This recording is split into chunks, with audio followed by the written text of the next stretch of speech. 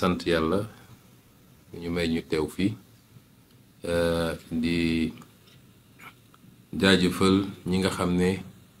ñoo organisé ndaje bi nga xam ne ci ñetti fan daanaka ajjuma ba léegi ñu ngi lëlu fii di waxtaan ñoom ci li jëm ci assemblée nationale bi mooy suñu député yu bees yi nga xam ne ci coobare yàlla mu jaarale ko ci wotu sénégalais jox nañ ñu ci 130 sur 165 muy la am solo ñuy dellu di gërëm askanu Sénégal waaye dinaa ci dellu siwaat ndax dama doon xaar ba conseil constitutionnel génne résultat yi ma doog a def point de presse pour jaajëfal réew mi waaye surtout waxtaan ak ñoom ci li ñuy dëgmal ak fi ñu jëm waaye jàppoon nañ ni balaa sax ñuy dugg ci élection yi laa ne ay bu ñu duggee ci élection yi balaa sax résultat yi di génn la ñu jot a xayma ci li ñu war a am ci député il faut ñu yóbbu leen ñu dem ñu waxtaane li nga xam ne mooy assemblée nationale ndax ñu ci bëri ci ñoom si 130 yi defe naa gën saa gudd une vingtaine ñoo nekkoon assemblée ñi ci des ñëpp député yu bees lañ donc baax na ñooñu ñu mun leen a tàggat ci nu mu gën a gaawee ba bu ñu ubbee assemblée rek ñoom dinañu xam déjà la ñu war a def ak nuñ ko war a defee kon ñuy féliciter Ayib ci ak équipe yi mu liggéeyal yépp ci parti bi waaye di féliciter également di remercier ñi nga xam ne bàyyi nañu seen jot bàyyi seen lépp ñëw jàpp ci liggéey bi andi seen xam-xam ak seen temps pour participer ci formation boobu doyen Mamadou Diallo ngi ni juriste yaa ngi fi ñoom maître Ndiaye ñoom maître Mboup ak ñeneen ñoom ñëpp ñëw nañu jàpp ci liggéey bi te jàpp naa ni ci li ma dégg fii ñoom ñii nga xam ne ñoo bénéficier ci formation bi am nañ ci satisfaction bu baax kon lii buñ ko defee nag li muy firndeel rek mooy wax Sénégalais ni assemblée nationale moom bu soobee yàlla bis ni ki tey dinañu xam lan mooy njëriñu assemblée nationale ci réew mi mooy conception biñ ci amoon ni assemblée nationale amul solo amul njëriñ dañ fee bu ay nit di leen fay xaalis di leen jox carburant te kenn xamul lan mooy seen utilité ci réew mi loolu moom bis ni ki tey jeex na te parti bi dina fexe ba muy assemblée nationale muy beneen institution li nga xam ne moo taxoon ñun ñu sonn ak di xeex li taxoon ba Sénégal yu bari soobu ci xeex bi ba ñenn ñi seen bakkan rot na ci ñenn ñi seen liggéey yàqu na ci ñenn ñi dugg nañ ci kaso saa su ne rek ci li ñuy def suba ba ngoon jot ci li ñu yàlla dénk na méngoog loolu parce que loolu rek mooy tax noonu rek la ñu mën a delloo njukkal ñooña loolu nag day doore ci assemblée nationale doore nañ ko ci pouvoir exécutif bi ñu koy rek léegi teg ko ci jubal ak jubbanti ci njiital président Bassirou Diomaye Faye waaye ñëpp xam nañ ni kuy gouverner soo yoree pouvoir exécutif tam soxla nga assemblée nationale sinon dina xaw a jafe kon loolu dañ koy wéyale ci assemblée nationale bi mooy député bu ne saa su ne na càmbar boppam digganteem ak boromam càmbar boppam digganteem ak projet bi càmbar boppam digganteem ak Sénégalais yi ba xool ndax lañ ko bëgg a def loo méngoo na ak liy yoon wala déet doo ko def parce que neex na Ousmane Sonko loolu du cëru député dinañu am nag dynamique de groupe waaye file groupe bi mi ngi méngoog projet bi wasalaam bu ko nekkul député bu ne war na mën a ni lii gisewu ma ko noonu parce que gëwma ni luy defar la dafay yàq mais surtout ñu dundal assemblée bi assemblée boo xam ne lay jóge ci loi jóge ci exécutif ñëw moo ëpp téeméeri junni yoon li nga xam ne mooy jóge ci député yi loolu firnde la yenn saa yi ni assemblée bi liggéeyut te assemblée bi dafa war a dimbale nguur gi bu dee ñoo bokk parti politique assemblée dafa war a dimbale nguur gi mooy lépp loo xam ne cër bu ñu jox assemblée la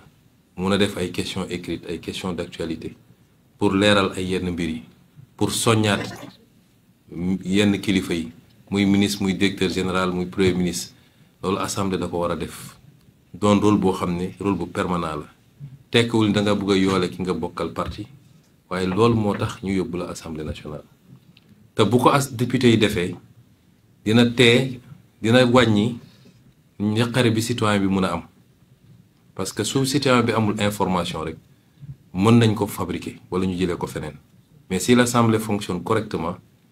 dina am benn contradiction interne buy permettre nit ñi am la bonne information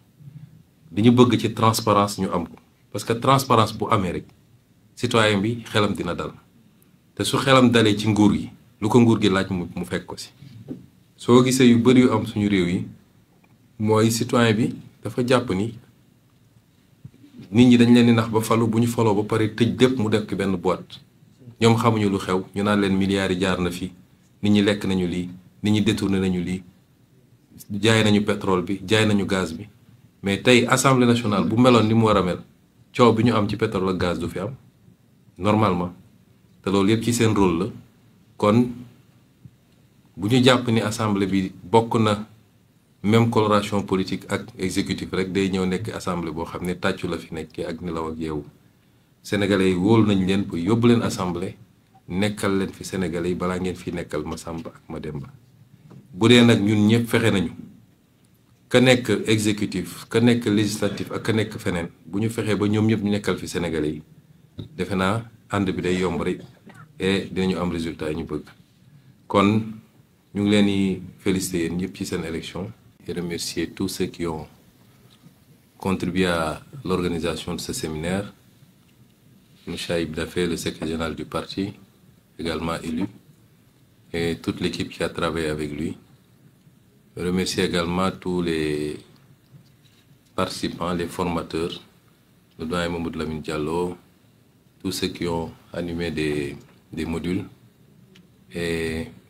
qui ont permis aux élus, en tout cas, de bénéficier d'un premier jet de formation qu'ils semblent avoir tous beaucoup apprécié sur toutes les thématiques relatives à l'Assemblée nationale, l'installation du bureau et des autres organes de l'Assemblée nationale, le vote de la loi de finances, le contrôle de l'action du gouvernement, la haute cour de justice.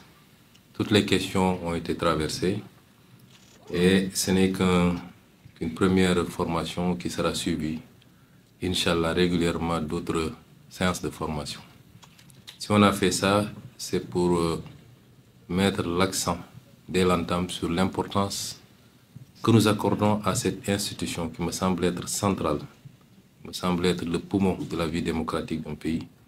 C'est pourquoi j'avais dit d'ailleurs dans le débat qui avait été agité sur le statut du chef de l'opposition que c'est la représentation parlementaire qui, en principe, doit déterminer le statut du chef de l'opposition parce que le débat politique se tient de manière continue au-delà des élections à l'Assemblée nationale. Et nous considérons que l'Assemblée nationale doit enfin être rehaussée au niveau qui devait être le sien depuis très longtemps, indépendamment de l'identité, de la convergence des identités politiques entre les colorations politiques entre l'Assemblée nationale et l'exécutif. Le député est avant tout un député du peuple. Et même dans cette configuration-là, le député est là pour servir un projet, le projet que nous avons tous en commun et pour lequel nous sommes beaucoup battus. Et je pense que les députés ici présents comprennent très bien cet enjeu et sauront être fidèles à ce projet, indépendamment des enjeux, pouvoir être toujours au service du projet, c'est-à-dire être au service du peuple sénégalais. Cette assemblée doit réconcilier les Sénégalais avec l'organe parlementaire, qui est conçu comme un appendice simplement, un lieu d'applaudissement comme ils appellent ça. J'exhorte chacun et chacune de ces députés à ne jamais oublier pourquoi il a été envoyé à l'Assemblée par le peuple sénégalais et être au service évidemment de la nation. Donc, je n'avais pas envisagé de faire une sortie tout de suite. J'attendais la programmation des résultats définitifs par le Conseil constitutionnel pour m'adresser aux Sénégalais, pour les remercier d'abord de la confiance qu'ils ont accordée à la liste de Pastef, mais également pour dégager un certain nombre d'orientations à partir de maintenant où les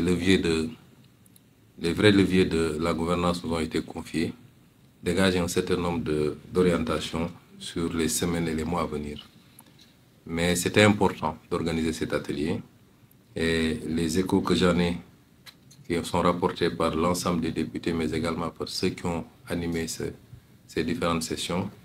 nous rassurent qu'on a eu raison de le faire et que régulièrement le parti s'organisera pour pouvoir réitérer ce genre d'exercice pour que l'Assemblée nationale, comme on l'a dit, puisse se hisser à la hauteur qu'il faut, rattraper le gap qui peut-être fonde cette impression d'asymétrie par rapport à l'organe exécutif et qui l'empêche de pouvoir vraiment jouer le rôle qui est attendu, c'est-à-dire le rôle de contre-pouvoir quand il le faut, mais le rôle d'accompagnement surtout dans la formalisation, l'exécution des politiques publiques par le vote de la loi. Toutes les lois, loi de finances, loi ordinaire, mais également par un certain nombre de mesures d'accompagnement. Voilà ce que je voulais dire, je ne vais pas être très long. Je souhaite à chacun et chacune des députés ici présents un bon retour chez lui et surtout beaucoup de courage parce que, vu la configuration des choses, il faut s'attendre à une accélération dès l'installation de l'Assemblée nationale pour pouvoir voter la loi de finances initiale avant le 31 décembre et accélérer avec beaucoup d'autres projets qui sont déjà préparés, conçus et qui n'attendent que l'installation de l'Assemblée pour être proposés.